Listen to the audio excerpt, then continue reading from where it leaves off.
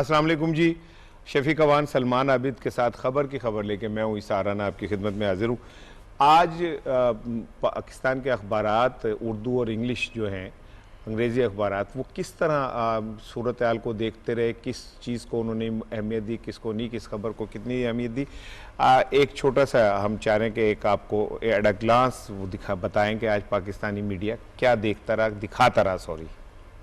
पाकिस्तानी और international media में दूसरे रोज भी अफगानिस्तान का इशू छाया रहा। पाकिस्तानी अखबारात ने अफगानिस्तान के हवाले से सूरत हाल को खासी अहमियत दी। रोजनामा दुनिया की लीड स्टोरी है रूसी सदर का वजीर आजम इमरान खान को फोन। टेलीफोन में वजीर आजम इमरान खान ने रूसी सदर को दौरे पाकिस्तान की दावत दी। रोजनामा दुनिया ने अपनी सुपर लीड सुप्रीम कोर्ट के हवाले से दी है और इसमें कायम मुकाम चीफ जस्टिस का कहना है कि तयशुदा तरीकाकार से हटें तो अदालती निजाम तबाह हो जाएगा। जबकि दुनिया अखबार ने जो अहम खबर दी है वो ये है कि पंजाब में बड़े पैमाने पर तबादले हुए हैं। पंजाब के 6 सेक्रेटरीज को कमिश्नर और 12 डिप्टी कमिश्नर्स तब्दील कर दिए गए हैं और लाहौर में मोहम्मद उमर शेर को डीसी तैनात कर दिया गया है। रोजनामा एक्सप्रेस ने अपनी लीड स्टोरी वजीर आजम इमरान खान साहब के खिताब को दी है। इस खिताब में वजीर आजम ने मीनारे पाकिस्तान वाक़े के हवाले से बात की है। उनका ये कहना है कि वाक़या शर्मनाक है, बच्चों की तरबियत करना बहुत जरूरी है। एक्सप्रेस की सुपर लीड तालिबान के हवाले से है जिसमें उन्होंने कहा है कि चेहरे को छुपाना खवातीन की मर्जी है, अफगानिस्तान से पाकिस्तान के खिलाफ कार्रवाई रोकेंगे। एक बार फिर उन्होंने इस अज़्म का इजहार किया। दूसरी जानिब सदर मुमलिकत का GHQ का दौरा है, इसको भी एक्सप्रेस ने अहम जगह पर शाया किया है। नवाई वक्त ने भी इमरान खान के बयान को लीड स्टोरी के तौर पर छापा है। इसमें वजीर आजम के इस जुमले को लिया गया है कि साबका हुकूमतों ने काम कम और शोर ज्यादा किया। वजीर आजम इमरान खान के खिताब को नुमाया जगह दी गई, जबकि सुपर लीड के तौर पर सदर मुमलिकत आरिफ अलवी का दौरा GHQ को सुपर लीड दी है और अफगानिस्तान के हवाले से अहम खबर दी है कि तालिबान पंजशेर में दाखिल हो गए, अहमद शाह के घर और अहम चोटियों पर कब्जा कर लिया गया है। दूसरी जानिब रोजनामा नई बात ने वजीर आजम इमरान खान के बयान को लीड स्टोरी के तौर पर छापा है जिसमें जुमला जो लिया गया है वो ये है कि मुल्क में करप्शन घर कर चुकी है। डेली टाइम्स की टॉप स्टोरी है वो है rupees hits 11th month low against US dollar. Pakistani rupees has depreciated 5.3% since June 2021. The News ने वज़ीर आज़म इमरान खान के बयान को अहम स्टोरी के तौर पर छापा है। English medium system mental slavery. The Nation ने वज़ीर आज़म इमरान खान के बयान को अहम स्टोरी के तौर पर लिया है जिसमें जुमला लिया गया है PM Imran Khan praises Usman Buzdar silent work in Punjab. Dawn अखबार ने दो अहम चीजों को टॉप स्टोरी के तौर पर लिया है। PM stresses indigenous education system. दूसरी अहम खबर है सुप्रीम कोर्ट जज सजेस्ट ईसा join bench hearing journalist case. जी एक नज़र हमने कहा कि आज के अखबारात की जो है वो आपको दिखाई जाए और उससे अंदाज़ा हो जाता है कि पाकिस्तानी अखबारात आज किस इशू को लेकर चल रहे हैं। शफीक साहब सलाम अलैकुम, सलमान साहब सलाम अलैकुम। मेरा ख्याल है कि इससे देख के सारे अखबारात का समझ आ जाती है कि क्या है। बजाय लोग एक अखबार पढ़े उन्हें पता ग्लास पता चल गया कि क्या क्या चीजें चल रही हैं। अखबार बंद करा दो कि तुम लोगों का खरीद लेना और कह रहे हैं तो देख लेने जो ट्रेंड चल रहा है भारत का। आज की जो हमारा रन डाउन है मैं चाह रहा हूँ कि वो पहले आपसे शेयर कर लें, फिर हम प्रोग्राम की तरफ चलते हैं। अमरीकी अखबार वाशिंगटन पोस्ट में कालम निगार जॉन रोगन का कालम है और उस कालम में पाक अमरीका ताल्लुकात के हवाले से अहम सवालात जो हैं वो उठाए गए हैं। अफगानिस्तान की ताज़ा सूरत हाल और मुस्तकबिल के चैलेंजेस आज अखबारात ने इसके हवाले से बहुत अहम कुछ खबरें हैं जो हम आपसे शेयर करेंगे। फिर आज पाकिस्तान के 3 बड़े अखबारात ने जो अपनी इदारियाँ हैं उसमें सिंध का लोकल गवर्नमेंट इंतखाबात कराने से इनकार के ऊपर इदारियाँ लिखे हैं 3 बड़े अखबारात ने, और क्यों इनकार किया है इसके ऊपर आज हमारी गुफ्तगू होगी।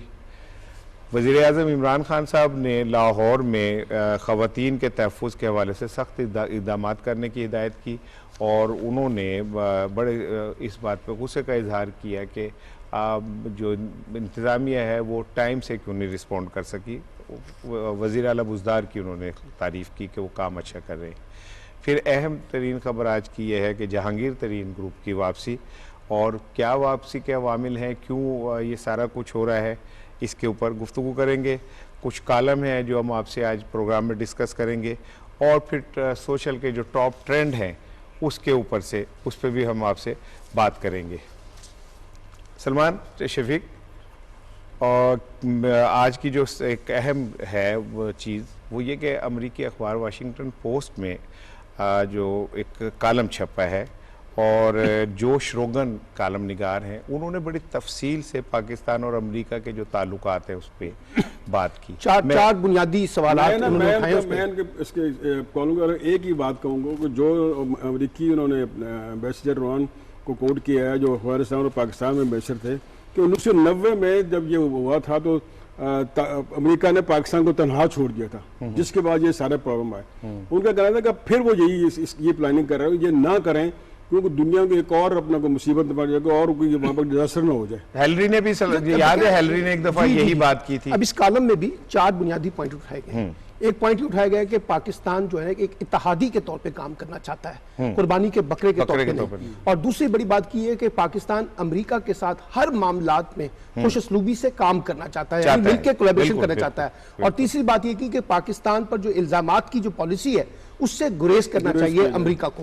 और चौथा ये उन्होंने कहा कि तालिबान की जीत पर पाकिस्तान जश्न नहीं मना, बल्कि जो सबसे अहम मामलात हैं उसको सुलझाने की कोशिश। अच्छा, इस कॉलम में ना उन्होंने 2 सवाल भी उठाए कि जी आप पाकिस्तान पे तनकीद कर रहे हैं कि ये है वो है। उसने कहा कि क्या अशरफ गनी जो है उसे पाकिस्तान ने कहा था कि भाग जाओ, क्या जो वो पोरस के हाथी फौज बनाई थी आपने, क्या वो पाकिस्तान ने कहा था कि आप सरेंडर कर दो? वही सवाल है ना कि जो इल्जामात हैं उससे बाहर उन्होंने कहा पाकिस्तान हमेशा हेल्पिंग हैंड रहा है। अफगानिस्तान में अलाई था, ना नेटो अलाई था, और नेटो अलाई से बढ़ के इसने किया और वहाँ लोगों ने वहाँ सफर किया है। हमारे को 70,000 लोग शहीद हुए हैं। मोहित यूसुफ साहब का उन्होंने कोड किया है कि मोहित यूसुफ ने कहा कि हम पार्टनर इन पीस है, पार्टनर इन क्राइम नहीं है। हाँ बिल्कुल। अच्छा, पार्टनर इन वार नहीं। बिल्कुल। और जो जोश रोगन है उन्होंने बड़े तफसील से वज़ीर आज़म इमरान खान का जो 1990 में उन्होंने 2020 में जो काबुल में उन्होंने बात की थी उसको भी उन्होंने हमको कोड किया। फिर मोहित यूसुफ साहब से जो हमारे सिक्योरिटी के एडवाइजर हैं उनसे जो गुफ्तगू हुई उसको भी कोड किया। और पूरी जो अफगान पाक के बाद पाक अमेरिका ताल्लुकात है, कॉलम से जो चीज़ मैं अखज़ देखिए, वाशिंगटन पोस्ट जैसे अखबार में ये हमारे फेवर में है ना, ये बहुत बड़ी बात है। और ये हमारी जो उसको मैनेज कर रहे हैं, हमारी फॉरेन पॉलिसी को, और जो सारा ये मीडिया मैनेजमेंट कर रहे हैं, ये उनकी कामयाबी है। मेरा ख्याल है दुनिया भी जो है और इंटेलेक्चुअल्स भी जो हैं वो भी अब इस बात को रियलाइज कर रहे हैं कि भाई पाकिस्तान पे मलबा डालने के बजाय आप अपने गिरबान में। आपको याद होगा कि जब पाकिस्तान को बाहर निकाल कर अफगानिस्तान का मसला हल करने की कोशिश की तो नाकाम हुए ना। और अब भी इस पूरे आर्टिकल का जो क्रक्स है वो ये है कि जो पाकिस्तान की जो एफर्ट्स हैं आप उसको रिकग्नाइज करें, उसको लेजिटिमाइज करें, उसे एक्सेप्ट करें। और खास तौर पे पाकिस्तान के ऊपर जो मैंने कहा इल्जामात की जो पॉलिसी है, पाकिस्तान पे दबाव डालने की जो पॉलिसी है, उससे बाहर निकले। और जैसे उसमें कहा गया कि पाकिस्तान जो है अमेरिका के साथ मिलकर काम करना चाहता है, ये बहुत इंपॉर्टेंट पॉइंट है। यानी अमूमी तौर पे कहा जा रहा था कि हम शायद चाइना के उसमें कैंप पे चले गए और अमेरिका के साथ कोई शायद हम कुट्टी करना चाहते हैं, दुश्मनी करना चाहते हैं। उसमें यह कह रहा है कि पाकिस्तान के साथ पाकिस्तान अमेरिका के साथ मिलकर काम करना चाहता है। दूसरी चीज ये है कि जो शोगन ने जो कहा कि भाई ठीक है नेटो अलाई नहीं है पाकिस्तान, लेकिन पाकिस्तान को इग्नोर करना, नजरअंदाज करना मुमकिन ही नहीं है। पाकिस्तान का वजूद ये इस तरह थोड़ी है कोई छोटा सा कोने में पड़ी हुई चीज है। पाकिस्तान एक 21 करोड़ अफराद के ऊपर मुश्तमिल एक एटमी कुव्वत है और पाकिस्तान का इस रीजन में पूरा एक वजन है। हाँ देखिए, बिल्कुल यही। फिर वो उसने बात की हुकूमत के हवाले से, तो मोहित यूसुफ साहब ने उनको जो कोड किया, दूसरों को कोड किया कि पाकिस्तान वहाँ चाह रहा है कि ऐसी हुकूमत बने जो कि अपना जिसमें तमाम नस्ली ग्रुप आए, तमाम ग्रुप आए। पाकिस्तान तो ये प्रमोट कर रहा है कि वहाँ पीस है, वहाँ और ऐसी हुकूमत है जिसको सब कबूल करे। फिर उसने ये भी लिखा है कि दुनिया इसको तस्लीम करे, बजाय इसके कि आप अपना उसको तनहा छोड़ दें, पाकिस्तान को तनहा छोड़। जैसे उन्होंने अमेरिकी सफीर का बयान को उन्होंने कोड किया है कि अब ये फिर उस तरफ जा रहा है। अगर यही उन्होंने किया तो ये बहुत बड़ा डिजास्टर होगा। पाकिस्तान के बगैर ना कोई जो है अफगान सोल्यूशन कर सोचता है तो एमको की जन्नत में रहता है। रसूल बख्श रईस साहब हमारे साथ लाइन जी जी, बड़े खारजा अमूर पे एक उनका बहुत तजर्बा है और असातिज़ा में से हैं। रसूल साहब अस्सलाम वालेकुम। अच्छा, आवाज आ रही है मेरी? अच्छा सर, ये आज हम डिस्कस कर रहे थे जोश रोगन के कॉलम पे, और जोश रोगन के कॉलम का जो निचोड़ मैं समझा वो यही है कि अमेरिका पाकिस्तान को इग्नोर ना करे, पाकिस्तान के बगैर इस खित्ते में अमन भी मुमकिन नहीं है और अमरीकी मुफादात जो हैं अफगानिस्तान से जुड़े वो पाकिस्तान ही जामिन हो सकता है उसका।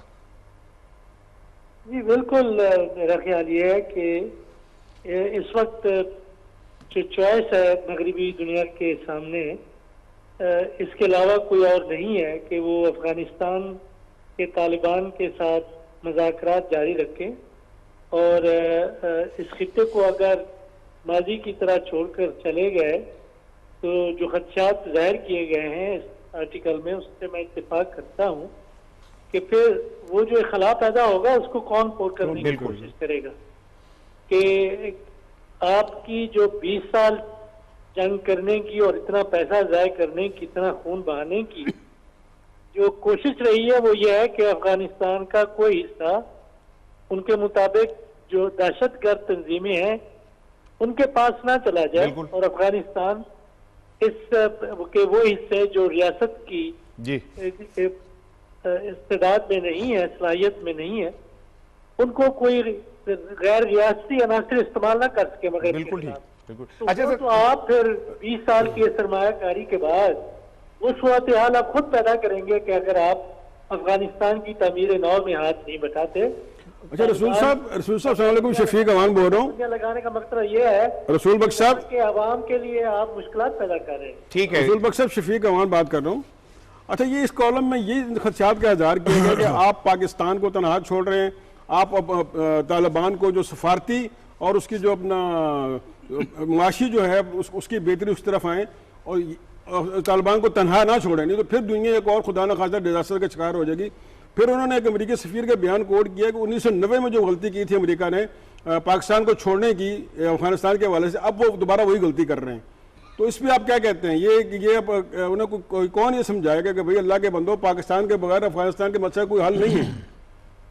देखिए, वो अल्लाह के बंदे होते तो ऐसे काम ना करते। वो पेट के बंदे हैं तो वो पेट से ज्यादा, दिमाग से ज्यादा पेट से सोचते हैं और दूर की नहीं सोचते। अगर दूर की सोची होती तो आज अमेरिका के अंदर जो मकालमा है वो ये है कि आखिर जब तालिबान मुज़ाकरात करना चाहते थे, जब 2001 में अमेरिका वहां पे जंग करना चाहता था और वो सरेंडर भी करना चाहते थे, उसके लिए भी वो नहीं माने। वो ये भी चाहते थे, उसके लिए शवाहिद मौजूद है कि हामिद कारज़ाई साहब ने अमेरिकियों से बात की कि जो बॉटल कॉन्फ्रेंस हो रही है उसमें तालिबान को शामिल किया जाए। वो उन्होंने उनकी बात ना मानी। तो वो तो बेचारे हमेशा से चाहते थे कि अमन और तस्वीर से मसले हल हों। अच्छा डॉक्टर साहब, मैं सलमान आबिद बोल रहा हूँ। ये बताइए कि जो इंडिया का कॉन्टेक्स्ट है खास तौर पे, क्योंकि इंडिया जिसकी जो मुदाखलत है अफगानिस्तान के कॉन्टेक्स्ट में, और हम देख रहे हैं कि बार बार उसको कमज़ोर करने के कॉन्टेक्स्ट में पीस प्रोसेस को, तो अमेरिका का क्या किरदार बनता है कि वो जो इंडिया की इंटरवेंशन है उसको वो कैसे एलिमिनेट करेगा या क्या उसमें अपना एक डिप्लोमेटिक रोल प्ले करे? देखिए, इस वक्त तो जब वो वहाँ पे थे और 20 साल तक उन्होंने हिंदुस्तान को वहाँ स्पेस मुहैया की, वो हर किस्म के अस्करियत पसंदों को सपोर्ट भी करता रहा, पनाह भी फराहम करता रहा। तो अब तो अमेरिका वहां से मैनेज हो चुका है। बहुत शुक्रिया, बहुत शुक्रिया रसूल बख्श रईस साहब, हमसे बात कर रहे थे। अब शफीक, कल जो प्यूटन साहब का फ़ोन आया है इमरान खान साहब को, और उसमें दो चीज़ें बड़ी इंपॉर्टेंट है। एक तो रूसी सदर ने ये कहा कि जी जो जितने स्टेक होल्डर्स हैं उनसे मिलकर एक हुकूमत बनाई जाए जिसमें रूस है, चीन है, पाकिस्तान को उन्होंने कहा कि जी आपके बगैर ये मुमकिन नहीं है कि आप, और फिर उन्होंने दौरे की दावत भी दी।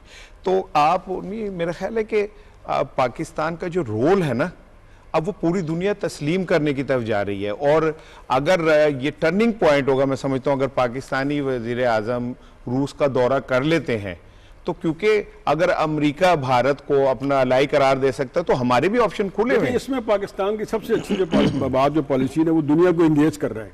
पाकिस्तान खुद नहीं उसमें इन्वॉल्व हो रहा, पूरी दुनिया को इंगेज कर रहा है। इसमें रूस है, चाइना है, फिर आपका यूरोप है, फिर आपका अभी हमारे जो वज़ीर ख़ारजा हैं ये मुख्तलिफ मुल्कों दौरे पे गए हुए हैं। तो सबसे बड़ी अच्छी बात है कि पाकिस्तान खुद उसको रन नहीं कर रहा, पूरी दुनिया को साथ इसके इन्वॉल्व कर रहा है और इसके जो रिजल्ट हैं वो भी बेहतर आएंगे। देखिए, इसमें एक बड़ी डेवलपमेंट है।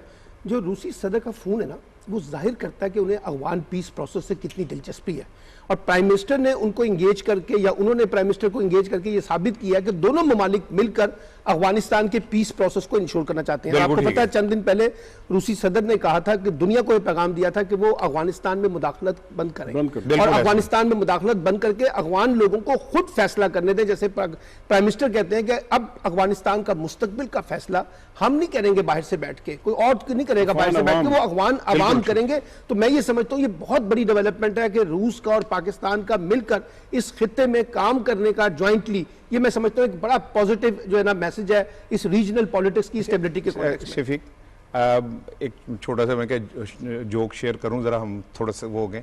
वो एक साहब साइकिल पे से उतरते हुए गिर पड़े, तो को खातून थी वो हंस पड़ी, तो उसने कहा कि बाजी मैं डिग्या नहीं गया, मैं लथ दा ही जा। तो वो इंडिया उतरते ही इस तरह की गिरता है, वो अपनी वो उतरता नहीं है, वो गिर जाता है, गड़े हुए अपने खोदे हुए गड़े में गिरता है। अच्छा शफीक, आप नहीं समझते कि दुनिया बदल रही है और दुनिया पाकिस्तान के किरदार को भी तस्लीम कर रही है? पाकिस्तान इस वक्त न्यूक्लियस है इस सारी दुनिया के अंदर जो कुछ भी चल रहा है, और इमरान खान साहब और उनकी टीम ने अब और डेफिनेटली अस्करी और सियासी क़यादत ने एक ऐसा वो किया, लेके आए मैदान में नैरेटिव जिसको दुनिया ने अब तस्लीम किया। हम तो एक अरसे से कह रहे थे कि भाई मुज़ाकरात करें। मेरे ख्याल है पहले हमारे जो काबुल में नुमाइंदे हैं पीटीवी के फाज जावेद साहब, उन्होंने ज्वाइन किया, मैं उन्हें शामिल कर लूँ। फाज साहब अस्सलाम वालेकुम।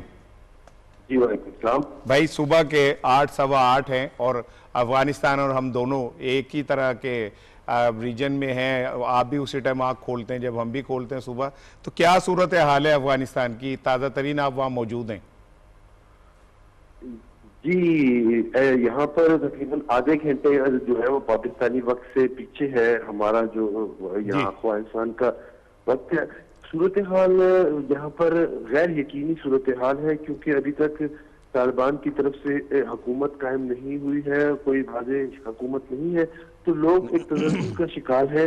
यहाँ हमारी जिन लोगों से बात हुई है, अफगान शहरियों से, मुख्तलिफ मकतबा फिक्र के लोगों से, तो वो एक तजर्जुल का शिकार है कि अब तक हुकूमत कायम नहीं हुई है, तो हालात किस तरह जाएंगे। और दूसरी तरफ एक जो काबुल की सूरत हाल है, काफी मुख्तलिफ सूबों से लोग जो है वो नकल मकानी करके काबुल पहुंचे हैं, और यहाँ पर वो इस इंतजार में है कि किसी भी जो बैरूनी जहाज है उसके अंदर बैठकर जाया जाए।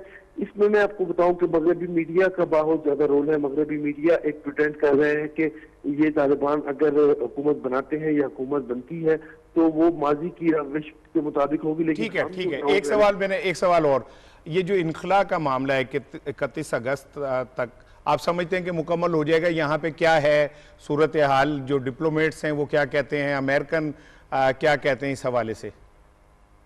जी बिल्कुल, 2 दिन कबल जो तालिबान के तर्जुमान है ज़बीहुल्लाह मुजाहिद, उन्होंने प्रेस कॉन्फ्रेंस की और हमने उनसे ये सवाल किया, तो उनका ये कहना था कि हमने अमेरिकन को डेडलाइन दी है कि वो 31 अगस्त तक अफगानिस्तान से इनखला को हर सूरत में मुकम्मल करे। और इंटरनेशनल मीडिया से जो रिपोर्ट्स आ रही हैं, सदर बाइडन ने भी इस बात की तस्दीक की है कि वो हर हालत में 31 अगस्त तक इनखला का अमल मुकम्मल करेंगे और अफगानिस्तान से इनखला उनका मुकम्मल हो जाएगा।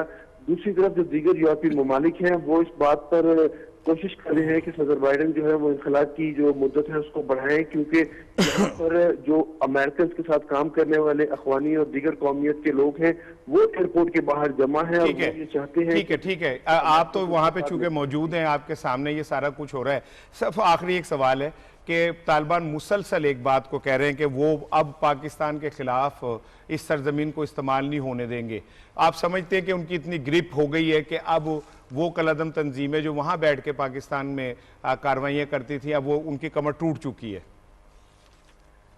जी, ये अभी कहना कबल वक्त है, क्योंकि वो अभी तालिबान जो है वो हुकूमत साजी के अमल के अंदर मसरूफ है, हुकूमत बनाना चाह रहे हैं। मुख्तलिफ कौमी धड़ों को, मुख्तलिफ तंजीमों को साथ मिलाकर वो एक कौमी हुकूमत की तश्कील की तरफ जा रहे हैं। इस हवाले से अलबत्ता एक कमीशन जरूर तश्कील दिया गया तालिबान की आदत के अंदर, जो यहाँ पर जो दहशतगर्द तंजीमें हैं जैसा कि कलगम तंजीम, तहरीक तालिबान पाकिस्तान है और मुख्तलिफ दीगर दहशतगर्द तंजीमें हैं, उनके वो है उनके खिलाफ वो कार्रवाई करेंगे। और ये भी जो अफगान क़यादत है, जो तालिबान की क़यादत है, उन्होंने कई दफा ठीक फ़ायद जावेद साहब बहुत शुक्रिया, काबुल से हमारे साथ थे और काबुल की ताज़ा तरीन सूरत हाल जो है वो हमें बता रहे थे। शफीक साहब, जो बात अब सामने आ रही है वो ये कह रहे हैं कि अभी तालिबान का फोकस है हुकूमत साजी की तरफ। कल उन्होंने रात गए जो है एक कमेटी भी बना दी है जो सियासी अमूर को देखेगी। बड़ा डेमोक्रेटिक अंदाज में चल रहे हैं वो लोग, ऐसा नहीं लग रहा है कि कोई हवा में चीज़ चल रही है। देखिए अभी तक तो उन्होंने जिस अंदाज से बिहेव किया ना तालिबान ने, वो बड़ा पॉजिटिव है। और मैं बार बार कह रहा हूं, जो अभी फाद साहब ने भी कहा कि हुकूमत बनाने में मुश्किलात आ रही है, उसकी वजह क्या है? वो इंक्लूसिव गवर्नमेंट का जो वर्ड है ना इरशाद राणा साहब, वो बहुत इंपॉर्टेंट है। यानी तमाम फरीकैन को शामिल करके हुकूमत बनाने की जो ख्वाहिश इस वक्त तालिबान के अंदर भी पाई जाती है, अगर वो बन जाए तो फिर आप देखिएगा कि चीजें आगे पॉजिटिवली जा सकती हैं। तो मुझे लगता है कि वो जो ठहर ठहर के चल रहे हैं ना, फूंक फूंक के कदम रख रहे हैं, उसकी वजह है कि ऐसी गवर्नमेंट आए जिसपे कल कोई क्रिटिसाइज ना कर सके और इंटरनेशनल एक्सेप्टेंस हो सके। ये तालिबान की सबसे अच्छी बात जो आपने कहा ना कि वो जमहूरियत की तरफ, वो बुलेट के बजाय बैलेट पे यकीन कर रहे हैं। और ये पॉजिटिव है पूरी दुनिया के लिए, पूरे अफगानिस्तान के लिए, अफगानिस्तान के अवाम के लिए। अब वो बुलेट से बैलेट की तरफ आ रहे हैं, इंशाल्लाह बेहतरी होगी। वो उस बैलेट की तरफ मेरा फाद साहब जो मेरे नुमाइंदे हैं, मेरी दुआ है कि वो अपना ख्याल रखें और वो खैर खरीद से वापस आए।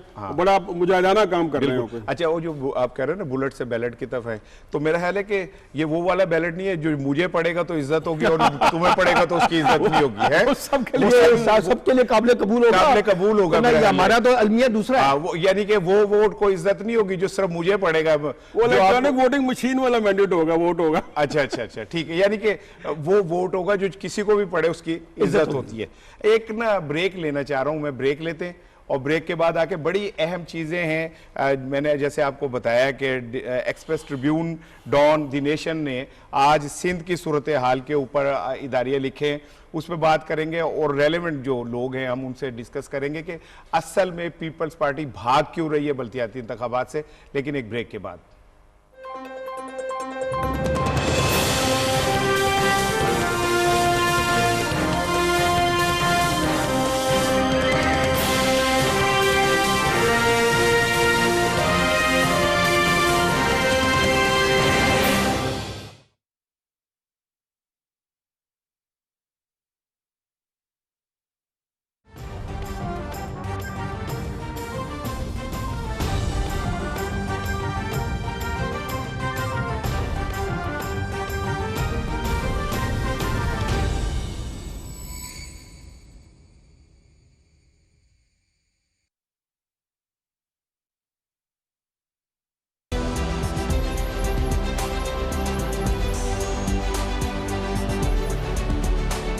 कल और आज वही मोतबर अंदाज, मगर जदीद तकाजों के साथ नए चैलेंजेस।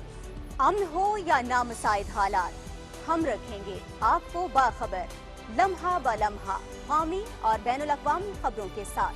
शामिल होंगी बुलेटिन्स में इकोनॉमिक अपडेट्स और खेल के सनसनीखेज मुकाबलों की रिपोर्ट्स, काबीना के अहम फैसले, पार्लियामेंट की कार्रवाई और आपके हलकों के अवामी नुमाइंदों से जुड़ी सरगर्मियों का अहवाल। आप रहेंगे आगाह तालीम और सेहत से मुतालिक जदीद रिसर्च और खबरों से। हम करेंगे जराइम के पीछे छुपे चेहरों को भी बेनिकाब। पीटीवी का मिशन सच जिम्मेदारी के साथ।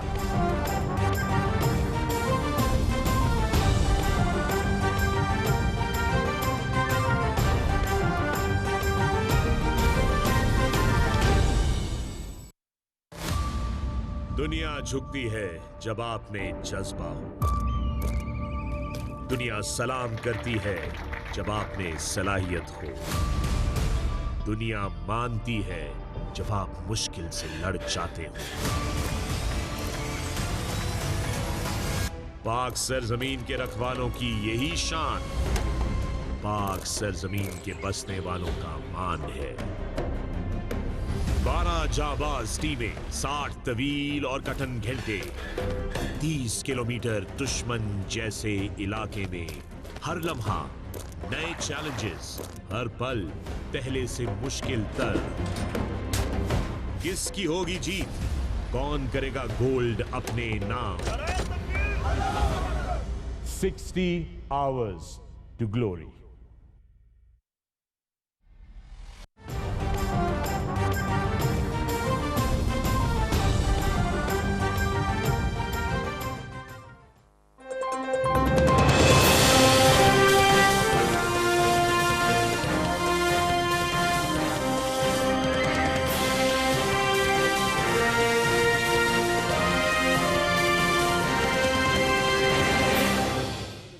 जी वेलकम बैक।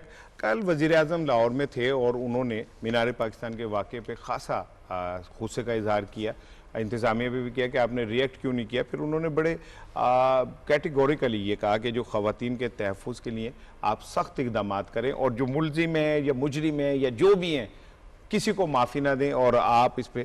फिर उन्होंने तालीम के हवाले से भी कहा कि ये जो मोबाइल का इस्तेमाल है, मनफी इस्तेमाल, ये मुआशरे के अंदर बिगाड़ पैदा कर रहा है। फिर उन्होंने मीडिया के हवाले से, इंग्लिश मीडियम तालीम के हवाले से कहा कि ये ज़हनी ग़ुलाम जो हैं पैदा कर रहे हैं। तो ये सारी सूरत हाल पे वज़ीर आज़म का कल, अब मेरा ख्याल है कि वज़ीर आज़म का कंसर्न बिल्कुल ठीक है कि ख़वातीन के ऊपर पहले मैं चाह रहा था एक शॉर्ट आपको वज़ीर आज़म का सुना दूं, उसके बाद फिर हम आते हैं, शॉर्ट सुनिए। पाकिस्तान में जो मैंने देखा, शर्म आई, तकलीफ हुई कि हम कभी ऐसे तसव्वुर नहीं कोई कर सकता था जब मैं बड़ा हो रहा था कि इस तरह की हरकतें होंगी। यहाँ मैं सारी दुनिया में गया हूँ, जो औरत की इज्जत मैंने पाकिस्तान में बड़े होते हुए देखा था, मैंने दुनिया में ऐसी, मुसलमान दुनिया में थी लेकिन मगरब में ऐसी औरत की इज्जत नहीं जो यहां हम करते थे।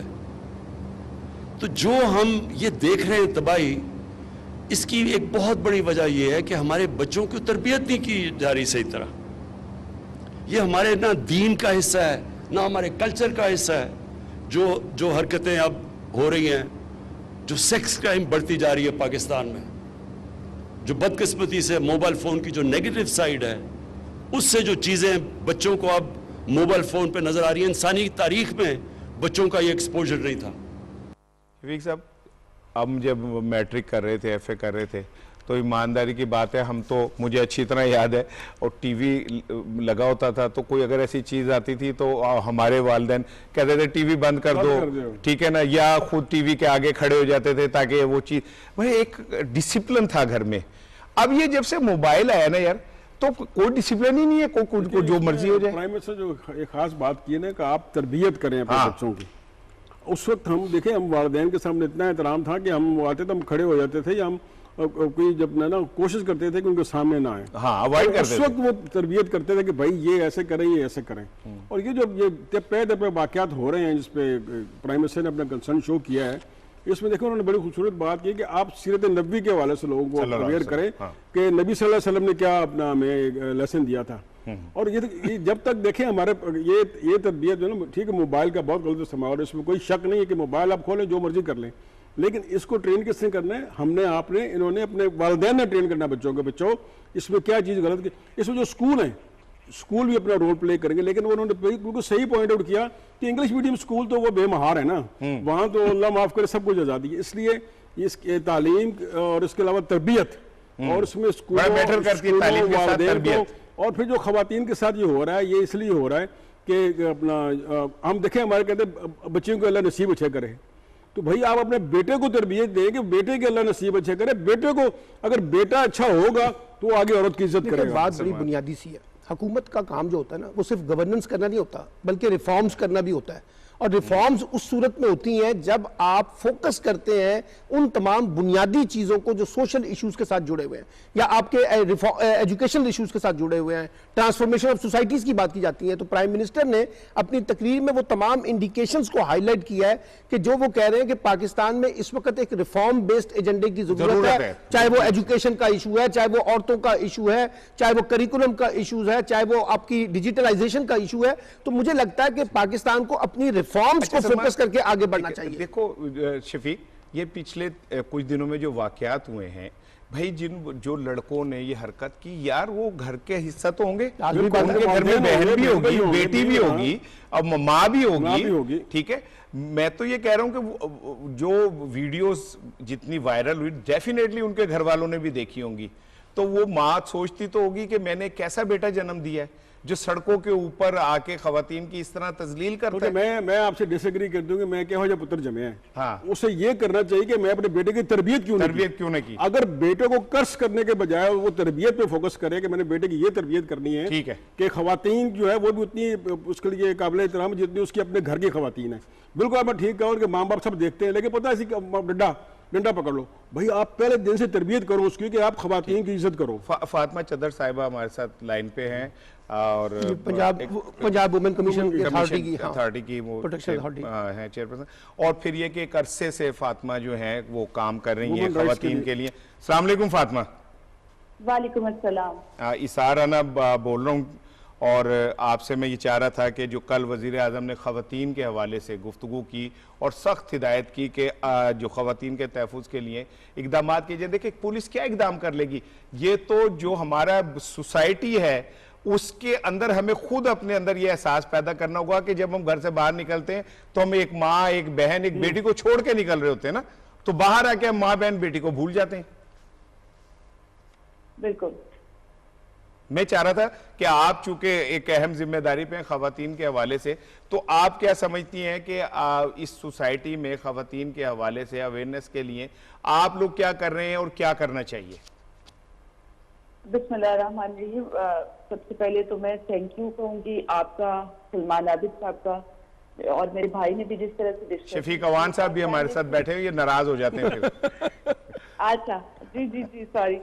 तो मैं सबका शुक्रिया अदा करूंगी, इतनी अच्छी आपने महफिल सजाई, और जो एक इस वक्त हॉट इशू है खवातीन से रिलेटेड, मतलब हम सिर्फ पूरी दुनिया को ये दिखा रहे हैं कि पाकिस्तान की जो खवातीन हैं वो बिल्कुल महफूज नहीं है, और पाकिस्तान के जितने मर्द हैं वो जानवर बन चुके हैं, वो खवातीन की कोई प्रोटेक्शन नहीं कर रहे। ऐसा नहीं है। बिल्कुल सही, बिल्कुल ठीक।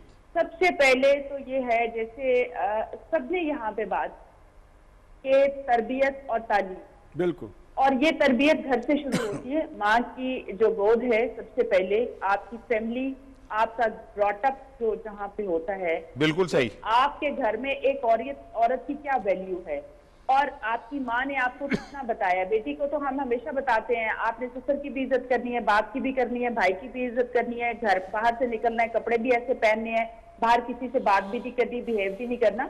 हम अपने जो मेल चाइल्ड हैं उनको क्यों नहीं समझाते? जी फातिमा शफीक अवान बोल रहा हूँ, ये प्राइम मिनिस्टर ने इस तरफ ये कहा है कि ये हुकूमत या पुलिस या कोई फोर्स इसको कंट्रोल नहीं कर सकती जब तक आप अपने बच्चों के घर में तरबियत ना करें। और फिर उन्होंने मोबाइल फ़ोन के भी हवाला दिया है कि इसका गलत इस्तेमाल होता है। तो आपने बिल्कुल ठीक बात की कि आप जो माँ हैं घरों में अपने बेटों की तरबियत करें कि भाई बाहर भी वो ये अपना आपकी जो माएँ बहनें हैं कम अज़ कम उनकी रिस्पेक्ट करें। तो ये प्राइम मिनिस्टर के इस जो नैरेटिव के हवाले से आप क्या कहेंगी? सर ये बिल्कुल सही है, प्राइम मिनिस्टर का जो विजन है और उनका जो नैरेटिव है। देखिए हम हमेशा हम रूट कॉज को नहीं पकड़ते, हम ऊपर चले जाते हैं। डेफिनेटली ये इंसिडेंट हुए और कोई भी सोसाइटी ये बर्दाश्त नहीं कर सकती, और हमारा जो प्राइम मिनिस्टर है वो तो बिल्कुल आपको पता है उनके विजन का, और हमारे जो इदारे हैं जिस तरह से वो काम कर रहे हैं। पहले आप देखिए कि 40 साल पहले कभी इस तरह हुआ था कि कोई एक एक्शन हुए और किस तरह से उसके ऊपर सारे इदारे मुतहरिक हुए, और डेफिनेटली एक खातून बाहर निकली है उसके साथ कोई इंसिडेंट हुआ है, तो ये एक दिन का काम नहीं है। वहां पे मैं हमेशा कहती हूँ कि जो लोग वहां पे हैं, जैसे मोटरवे वाला केस हुआ था या ये केस हुआ था, आखिर वहां पे 200-400 लोग थे, कोई खातून बाहर गई है, जैसे भी गई है, वहां पे अगर किसी एक ने बदतमीजी की है तो 2-4 के दिल में क्यों ये बात नहीं आई कि ये किसी की। ठीक है, बहुत शुक्रिया फातिमा। लेकिन हमने वो वीडियोस देखी हैं, उसमें मैंने देखा कि मीनार पाकिस्तान में कुछ लोग रोक भी रहे थे, और एक सिक्योरिटी एहलकार जो है वो तो उसने बड़ी मेहनत करके उसको वो बचाया। और फिर आप ये देखिए कि पाकिस्तान में खवातीन रेडियां भी लगा रही हैं, खवातीन सड़कों पे भी काम करती हैं, रिक्शा भी चलाती हैं, करीम चलाती हैं, ऊबर चलाती हैं। तो ऐसा नहीं है, बल्कि खातून जो वो ट्रक भी चलाती है, सिंपल सी बात है कि जैसे शफीक अवान साहब ने भी कहा, फातिमा ने कहा कि तालीम और तरबियत एक बुनियादी इशू है, लेकिन साथ साथ जो कानून नाफिज करने वाले इदारे हैं ना, कानून की जो हुक्मरानी का तस्वर है उसको भी जितना ज्यादा आप स्ट्रॉन्ग करेंगे ना, उसी से लोगों को प्रोटेक्शन मिलेगी ना सर। बिल्कुल ठीक है। मैं अगले मौजू पे जा रहा था, लेकिन मैं यहाँ पे सिर्फ एक जुमला कि वो जो बाहर के बैठे हुए लोगों के यहाँ पे टाउट है वो इस मामले को ऐसे पेश कर देते हैं जैसे पता नहीं क्या पाकिस्तान की नेगेटिव पिक्चर जो पेश करना है ना, ये एक बड़ा मसला है पाकिस्तान के अंदर। हम हमेशा अपना अपना अपना मातम करके ना दुनिया को बताते हैं पैसे मिलते हैं। सर वो आप खुद बताएं ना, साहब आप खुद बताएं, आपको भी तजर्बा सारा सोशल इश्यूज को आप डील करते हैं ना, आप जरा बताइए ना कि क्या इसके पीछे सोच क्या है। देखो सलमान शफीक, हम एक अरसे से इस पे बात कर रहे हैं कि जनाब आप तनकीद करें, जो मर्जी करें, लेकिन पाकिस्तान के खिलाफ एक छोटे से वाक़े को लेकर आप इस तरह बैशिंग करते हैं, पाकिस्तान का इमेज खराब करने की कोशिश करते हैं, बाहर के लोगों को ये तासुर देने की, ये कहना कि रेपिस्ट पाकिस्तान है, ये पूरा पोर्ट्रेट पाकिस्तान को पोर्ट्रेट कर देते हैं ऐसे। अब मैं एक जुमले के बाद उस पे जा रहा हूं कि जो ये अपने आप को बहुत लिबरल रोशन ख्याल कहते हैं ना, वो आप वहां पे देखें कि किस तरह खवातीन की बेहुरमती होती है, किस तरह खवातीन को जो है खिलौने के तौर पे इस्तेमाल होता है। हमारे यहाँ हम इस मुआशरे में पाकिस्तान में खवातीन का एहतराम जो है वो कायम है। एक दो वाकयात होते हैं तो हम उस पर फौरी रिएक्ट करते हैं और पूरी सोसाइटी रिएक्ट करती है। अच्छा, मैं ना आज ये अभी एक्सप्रेस ट्रिब्यून, डॉन और दी नेशन ने आज अब इदारिया लिखे और बहुत इंपॉर्टेंट बड़े इंपॉर्टेंट तीनों ने बड़े इंपॉर्टेंट भी है, चारों ने इस पे लिखे। हाँ जी। अच्छा, इसमें जो चारों ने जो जिस बात को वो किया वो ये है कि जो सिंध के अंदर लोकल गवर्नमेंट के इंतखाबात हैं, पीपल्स पार्टी उससे इनकारी है और वो ये कहते हैं जी मर्दमशुमारी पहले हो।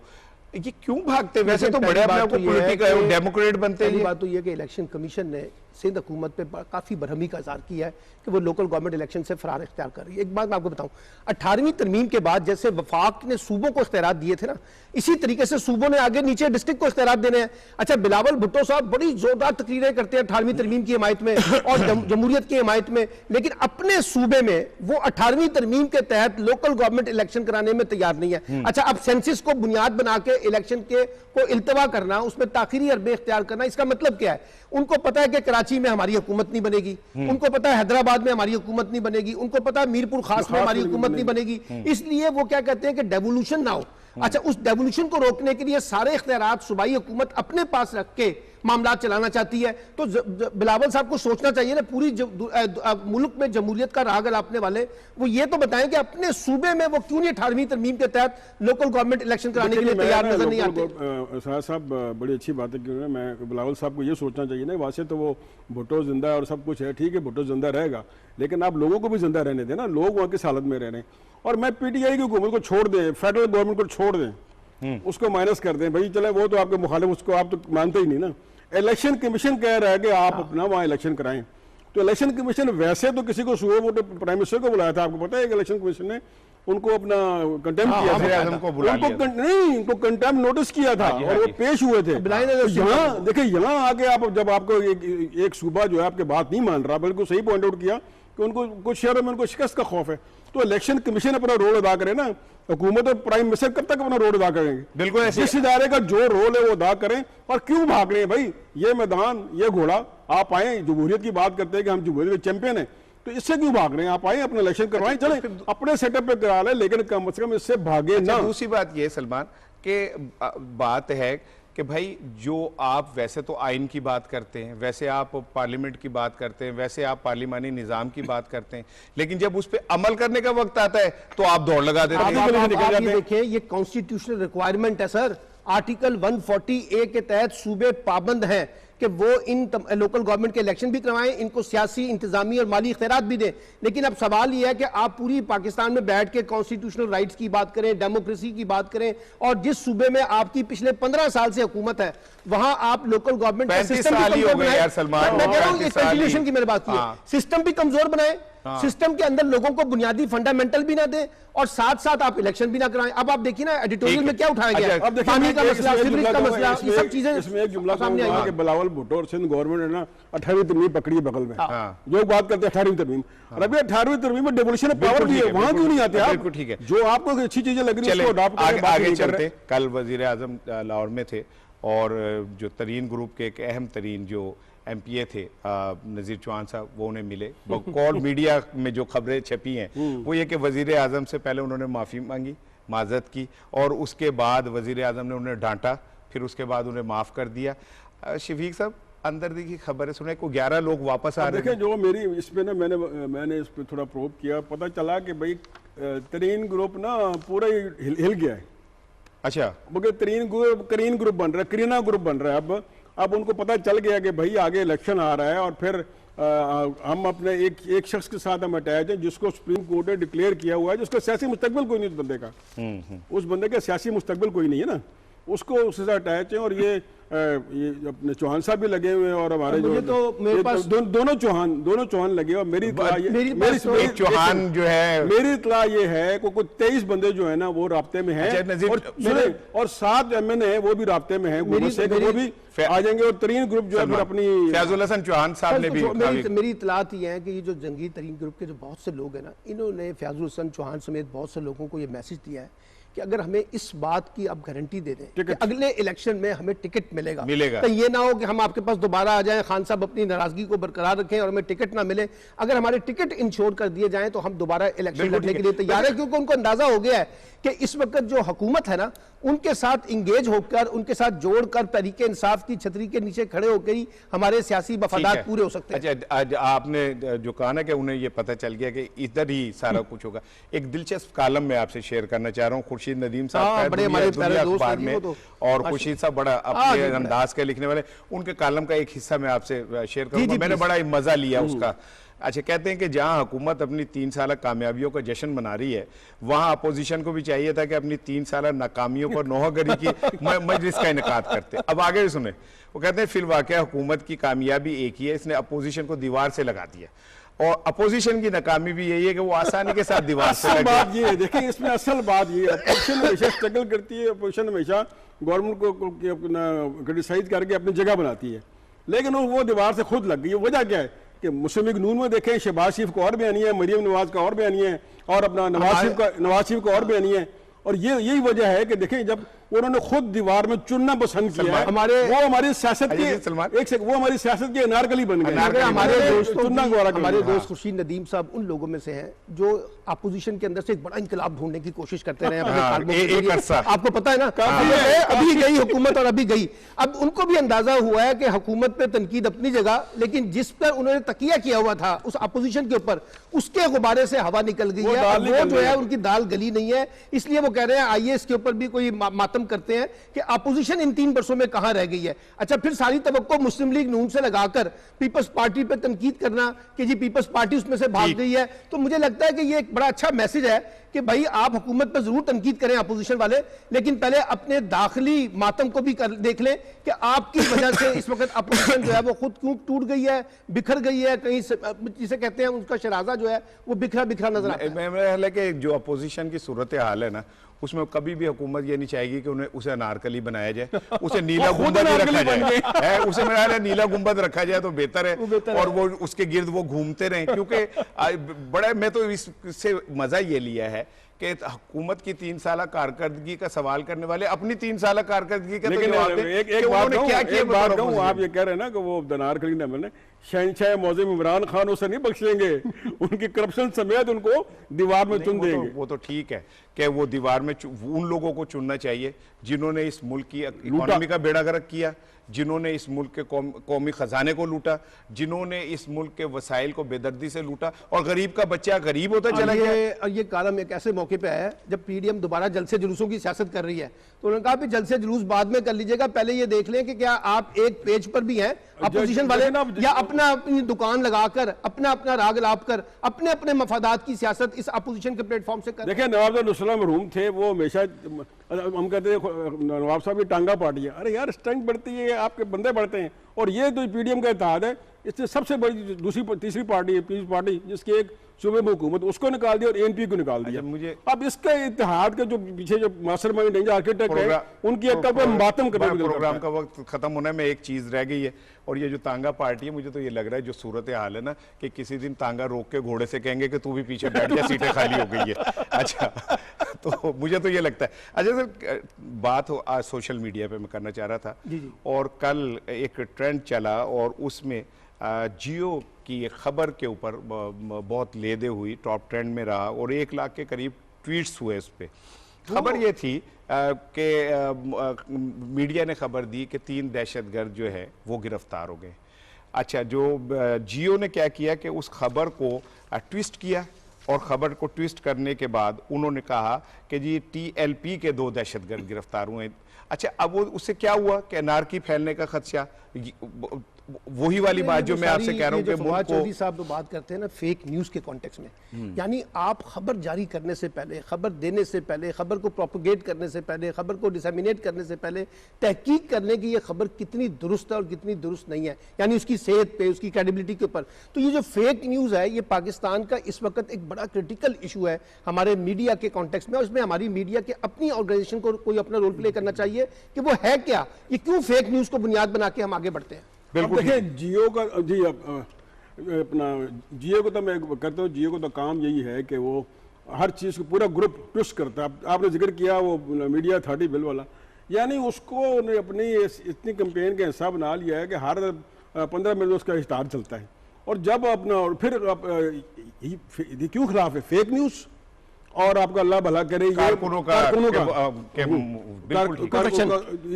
प्रोटेक्शन, ये कौन अखबार मालिक या मीडिया मालिक चाहेगा हो, इनका सारा जोर इसी पे है कि अगर ये 2 चीजें आ गई, हमें मीडिया वर्कर को सैलरी देनी पड़ेगी, और फेक न्यूज अगर बंद होगी तो हमारा कारोबार बंद हो जाएगा। फेक न्यूज का देखें, जहां तक बात है ना सलमान, जिस हम दौर से गुजर रहे हैं और इसमें हाइब्रिड वार चल रही है, 5th जनरेशन वार पर चल रही है, और आगे सारी जंग ही इस सोशल मीडिया के मैदान में लड़ी जाएगी। जब आपने प्रोपेगेंडा के ऊपर मुल्क चलाना है और प्रोपेगेंडा की बेसिस के ऊपर अपनी क्लेम करना है, तो फिर आपको ये देखना पड़ेगा ना ये जो फेक न्यूज है इसका मुकाबला हम कैसे करें, और इसके लिए बाकायदा लेजिस्लेशन होनी चाहिए, पॉलिसी आनी चाहिए, इंप्लीमेंटेशन का मैकेनिज्म बनना चाहिए, हुकूमत और अपोजिशन के दरमियान, हुकूमत और मीडिया इंस्टीट्यूशन के दरमियान मिलकर कोई काम करना होगा कि किस तरीके से हम फेक न्यूज का मुकाबला कर सकें। बिल्कुल ठीक है।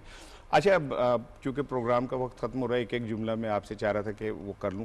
देखिए, जो खबर है, आप दोनों सहाफ़ी हैं और सारी जिंदगी कोई हमारा अपना भी तो ज़मीर होता है, हम खबर देते हुए हमारा रिस्पांसिबिलिटी भी तो है। हम अपना ज़मीर जो है ना मालिक के आपने सामने गिरवी रख देते हैं। अच्छा, और हम ये कहते हैं कि खामुखा का मुशीर मर जाए, काश मेरा ज़मीर मर जाए, और वो मर जाता है। तो मैं ये समझता हूँ कि फेक न्यूज़ के हवाले से जो पॉलिसी बन रही है, इसमें सिर्फ वो लोग हर्ट होंगे जिनकी ज़िंदगी ही झूठ के ऊपर मबनी है, या झूठी खबरों पर, या पाकिस्तान को नुकसान पहुँचाने के हवाले से। एक डॉन का जो एडिटोरियल था वो रह गया था, मैं वो चाह रहा था कि जाते जाते उस पर बात कर लें। Salman, your take on Dawn का एडिटोरियल वही है जो अभी हमने बात की है कि किसी तरीके से जो डेवोल्यूशन है ना, जब तक आप नीचे लोगों को इख्तियारात नहीं देंगे तो आपकी जो गवर्नेंस के इश्यूज है नीचे ग्रास रूट लेवल के ऊपर, लोकल गवर्नमेंट के कॉन्टेक्स्ट में, वो नहीं होंगे। और मैंने आपको पहले कहा कि आर्टिकल 140A के तहत सूबे जो है उनको अपने अपने सूबों में लोकल गवर्नमेंट के इलेक्शन करा के मुकामी हुकूमत को जो 3rd year of local government है या डेमोक्रेसी है उसको स्ट्रॉन्ग करना पड़ेगा। सब ये सिर्फ डॉन नहीं, 4 अखबारों ने लिखा है, 4 कौमी अखबारों ने पॉइंट आउट किया है कि भाई ये जो सिंध में गवर्नमेंट है पीपल्स पार्टी की, ये क्या कर रही है। बिल्कुल ठीक है, आप उसको अपना कॉन्स्टिट्यूशन को अवॉइड कर रहे हैं, आप फेडरेशन के सामने खड़े हो गए, आप इलेक्शन करवाएं। वो आज का प्रोग्राम का वक्त ख़त्म हो रहा है, कल इंशाल्लाह फिर आपसे मुलाकात होगी। और जमहूरियत के दावे करना अपनी जगह पे और जमहूरियत पे अमल करना अपनी जगह पे, वो पार्टियां, वो क़यादतें जो अपने आप को बहुत जमहूरियत के चैम्पियन बनते हैं, जब उनका इम्तहान आता है तो पता चलता है कि उनसे बड़ा डिक्टेटर कोई नहीं है, और पता चलता है कि उनके लिए आइन की कोई हैसियत नहीं है। कल इंशाल्लाह मुलाकात होगी, अपना ख्याल रखिएगा। अस्सलाम वालेकुम।